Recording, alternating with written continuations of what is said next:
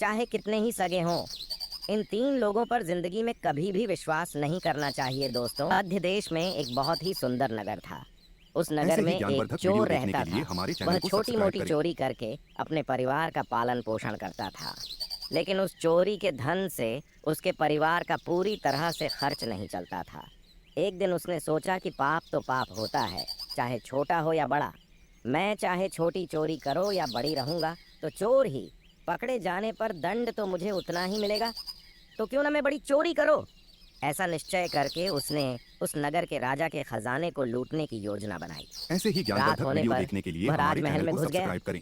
और किसी तरह जहां राजा का खजाना था वहां पहुंच गया। वहां पहुंचकर उसने देखा कि खजाने पर कई सैनिक पहरा दे रहे थे। सख्त पहरा देखकर चोर को लगा कि उनकी आंखों में धूल झोंकना बहुत कठिन काम है, और सोचने लगा कि यहाँ तो साक्षात काल पहरा दे रहा है। अगर मैंने चोरी करने की कोशिश की तो जीवित नहीं बचूंगा। यह सोचकर चोर उल्टे पांव लौट पड़ा, और लौटते समय उसने सोचा कि खाली हाथ लौटने से तो अच्छा है कि कुछ न कुछ तो यहाँ से ले ही चलो। मेरा यहाँ आना व्यर्थ नहीं होना चाहिए। चोर के दिमाग में विचार आया कि राजा के शयन कक्ष में जाना चाहिए है, जहाँ राजा सोता है, और शायद इस समय राजा अपने कपड़े उतार कर सो गया होगा।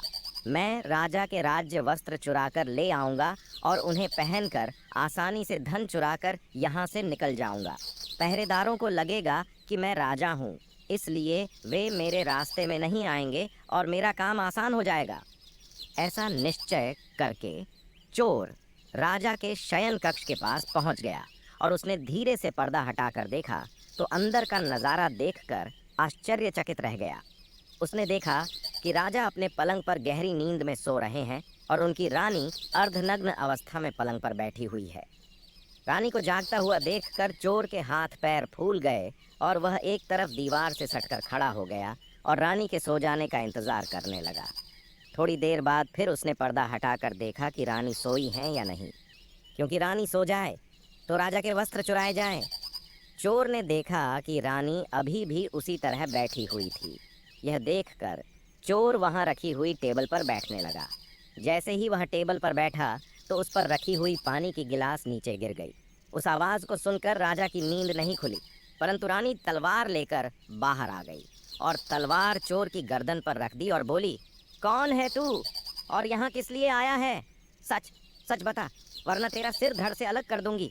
चोर डर के मारे पसीने से लथपथ हो गया और हाथ जोड़कर गिड़गिड़ाता हुआ बोला, रानी साहिबा मेरी जान बख्श दो। मैं गरीब चोर हूँ और चोरी करने के उद्देश्य से ही यहाँ आया हूँ।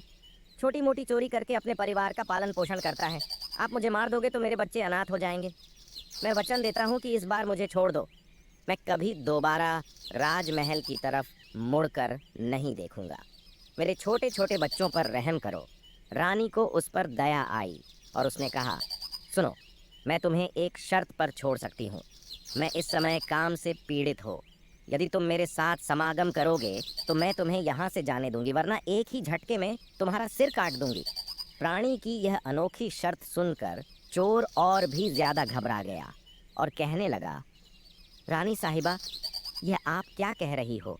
मैं तो एक चोर हैं और आप इतने बड़े राज्य की महारानी मैरी, क्या औकात है जो मैं आपके साथ ऐसा करूं? मेरे लिए तो यह सोचना भी बहुत बड़ा पाप है। रानी ने कहा, मैं कुछ नहीं सुनना चाहती। अगर तुम्हें अपनी जान प्यारी है तो मैं जैसा कहती हूँ वैसा ही करो, वरना मरने के लिए तैयार हो जाओ। रानी का ऐसा प्रस्ताव सुनकर चोर की जान हलक में अटक गई और सोचने लगा, आज मैं बहुत बड़ी मुसीबत में फंस गया। यदि मैंने रानी की बात नहीं मानी तो भी मारा जाऊंगा, और मान ली तो भी मारा जाऊंगा। चोर बहुत बड़ी दुविधा में पड़ गया कि क्या करूं। आखिरकार उसने रानी के साथ समागम करने की बात को स्वीकार कर लिया और बोला, रानी साहिबा, मुझे 5 मिनट का समय दे दो। मुझे बहुत जोर से लघु शंका लगी है। ऐसे ही पहले मुझे ज्ञानवर्धक लघु वीडियो शंका से देखने के लिए निवृत्त होने हमारे दो, चैनल को उसके सब्सक्राइब बाद करें। आप जैसा कहोगी मैं वैसा ही करने के लिए तैयार हूँ।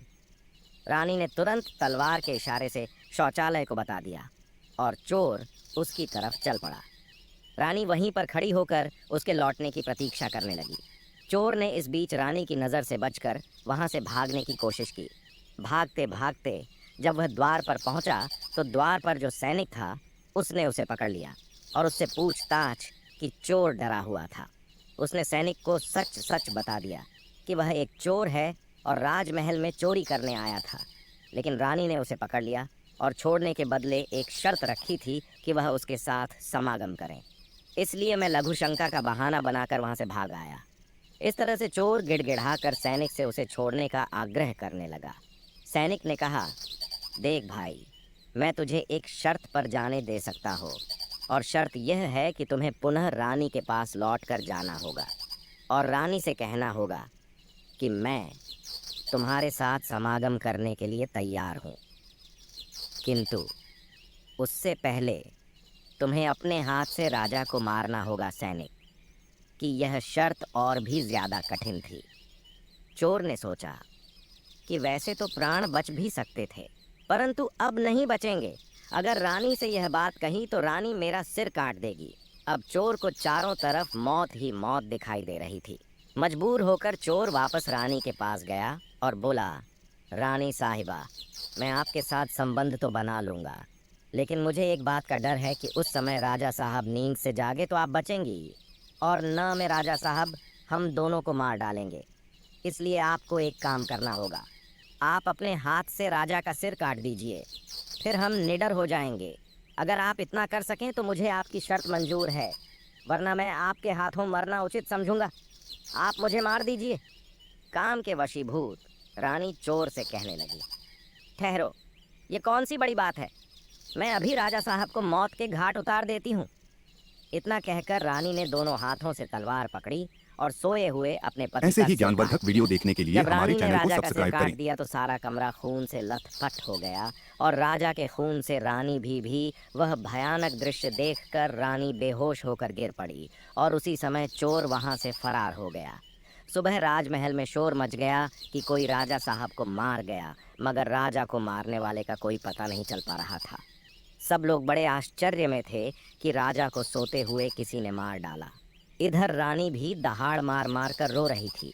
इस रहस्य को पूरे राजमहल में केवल वही सैनिक जानता था कि रानी और उस चोर में से किसी एक ने ही राजा को मारा है, परंतु उसने इस बात की चर्चा किसी से नहीं कि राजा के अंतिम संस्कार की पूरी तैयारी हो चुकी थी।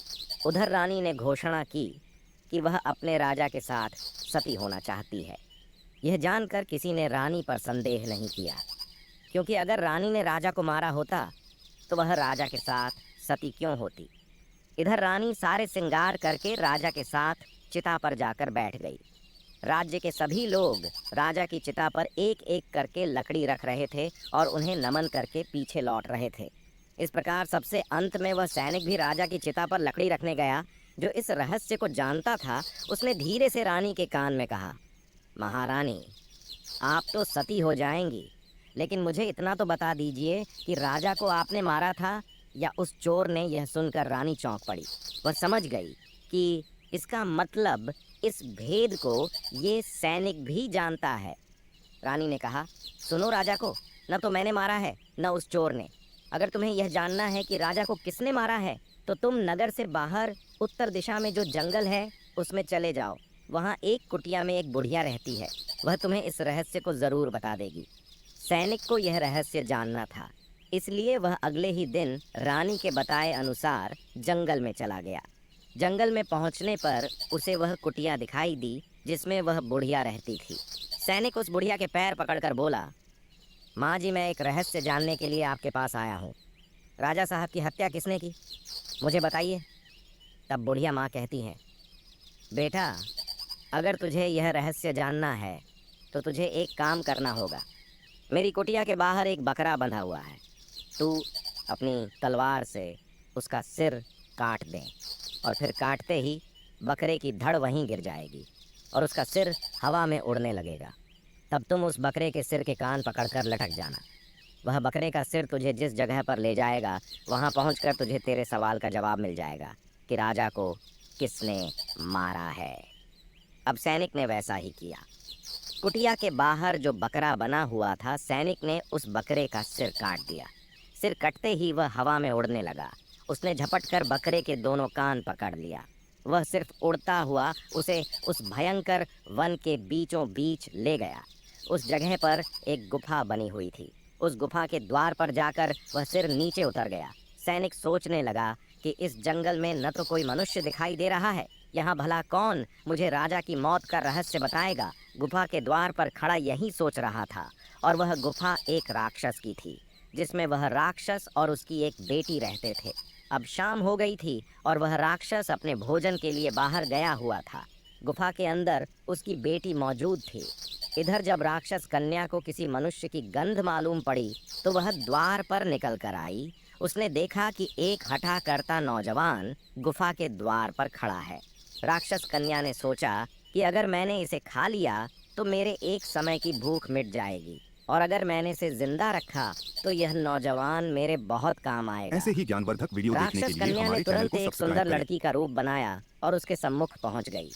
इतनी सुंदर स्त्री उसने आज तक पहले कभी नहीं देखी थी। वह सैनिक उसे देखते ही उस पर मोहित हो गया। लड़की भी उसे अपनाने के लिए आई थी, इसलिए उसे अपनी गुफा में बुलाकर ले गई और उसके साथ खूब मस्ती की। के आने का समय हुआ तो लड़की ने उसे मक्खी बनाकर दीवार पर चिपका दिया। राक्षस आया और उसने लड़की से पूछा, बेटी, मुझे किसी मनुष्य की गंध मालूम पड़ रही है। मुझे लगता है कि कोई आदमी हमारी गुफा में घुस आया है। तब बेटी बहाना बनाती हुई बोली, पिताजी कैसी बात कर रहे हैं? हमारे होते हुए कौन मनुष्य यहाँ आने की हिम्मत करेगा? मैं तो उसे कच्चा चबा जाऊंगी। इस तरह उसने राक्षस को गुमराह कर दिया। अब वह राक्षस कन्या रोज उसे रात होने पर पुरुष बना देती थी और दिन में उसे मक्खी बनाकर दीवार पर चिपका देती थी। इस प्रकार सैनिक को राक्षस की गुफा में रहते रहते काफ़ी दिन बीत चुके थे। अब उसे अपनी पत्नी और बच्चों की याद आने लगी, परंतु वह राक्षस कन्या के चंगुल से नहीं निकल पा रहा था। एक दिन उसे मौका मिल गया और वह किसी तरह रात में वहाँ से भाग निकला। भागते भागते कई दिनों के बाद वह अपने नगर पहुँच गया। ऐसे ही अपने घर ज्ञानवर्धक वीडियो पहुंचकर देखने उसे के लिए बहुत हमारे खुशी चैनल हुई। को सब्सक्राइब करें। अपने बच्चों से मिलकर वह बहुत प्रसन्न हुआ। वह सोचने लगा, अच्छा हुआ जो मैं वहाँ से चला आया, न जाने कब तक वह मुझे मक्खी बनाकर वहाँ रखती। इस तरह उस सैनिक की अपने घर पर रहते हुए काफ़ी दिन बीत गए। एक दिन उसे फिर उस लड़की की याद आई। अब तो दिन रात वह उसके ख्यालों में खोया रहता, उसकी सुंदरता को याद कर उससे मिलने की इच्छा करता। उसके बिना न खाना अच्छा लगता न पीना। हर समय यही सोचता था कि उससे किस तरह मिलन होगा। सैनिक उस राक्षस कन्या से मिलने के लिए तड़पने लगा और उसने फिर से उसके पास जाने का निश्चय किया। उसने सोचा, पिछली बार तो मुझे उस बुढ़िया ने पहुंचा दिया था, लेकिन अब मैं वहां से भाग कर आया है, इसलिए मुझे रास्ते का भी ज्ञान नहीं है। क्यों न मैं एक बार फिर उस बुढ़िया की सहायता ले लूं। ऐसा सोचकर वह उस बुढ़िया की कुटिया पर पहुंच गया और हाथ जोड़कर बोला, हे माता, एक बार मुझे फिर से उसी स्थान पर भेज दो जहाँ पर मुझे पहले भेजा था। अब वह सैनिक राजा की हत्या का रहस्य भूल चुका था। वह राक्षस कन्या से मिलने की बेचैनी उसके अंदर बढ़ती जा रही थी। वह बुढ़िया समझ गई कि यह काम के वशीभूत है। उस बुढ़िया ने कहा, बेटा, पहले तो मेरे पास एक बकरा था जिसके कान पकड़कर तुम वहाँ चले जाते, अब तो वह भी नहीं है। अब मैं तुम्हें कैसे पहुँचाऊँ? तब सैनिक ने कहा, हे माता, मैं जीवन भर आपका गुलाम रहूँगा। एक बार उस लड़की से मुझे मिला ऐसे दो। ही ज्ञानवर्धक बुढ़िया वीडियो ने देखने कहा, के लिए हमारे बेटा, चैनल को मैं सब्सक्राइब तुझे करें। मिला तो दूंगी, पर इसके लिए तुझे अपने बेटे को मेरे पास लाना होगा। सैनिक बोला, ये कौन सी बड़ी बात है? इतना कहकर सैनिक अपने बेटे को बुला कर ले आया। बुढ़िया ने कहा, बेटा, जिस तरह तुमने बकरे का सिर काटा था, उसी तरह तुम अपने बेटे का सिर भी काट देना। फिर उसी तरह इसका सिर भी हवा में उड़ने लगेगा। तुम इसका सिर पकड़ लेना और यह तुम्हें उसी स्थान पर पहुंचा देगा। काम के वशीभूत ने सैनिक अपने बेटे का सिर काटने के लिए तैयार हो गया। जैसे ही उसने तलवार लेकर बेटे का सिर काटना चाहा, तब उस बुढ़िया ने उसका हाथ पकड़ लिया और कहने लगी, ठहरो, यही तुम्हारे प्रश्न का जवाब है, चाहे कितने ही सगे हों। इन तीन पर कभी भी विश्वास नहीं करना चाहिए। पहली बात, राजा को न चोर ने मारा था और न रानी ने राजा को हवस ने मारा था। जिस तरह काम वासना में अंधा होकर तुम अपने बेटे को मारने के लिए तैयार हो गए, इसी हवस के वशीभूत होकर मनुष्य अंधा हो जाता है और गलत से गलत काम भी कर जाता है। दूसरा बात, धन के लालच में आकर कोई भी किसी को मार डालता है। और तीसरा बात, क्रोधी व्यक्ति क्रोध में अंधा होकर सब कुछ भूल जाता था है और वह सब कर ऐसे ही डालता है, ज्ञानवर्धक वीडियो जिससे देखने के जीवन लिए भर हमारे उसे चैनल को पछताना सब्सक्राइब पड़ता करें। है। क्रोध में उसकी बुद्धि विवेकहीन हो जाती है और वह अपना पराया कुछ नहीं देख पाता। इन तीनों से हमेशा बचकर रहना चाहिए, अन्यथा जीवन भर पछताना पड़ता है। मित्रों, आशा करते हैं कि आपको हमारा कथा पसंद आया होगा।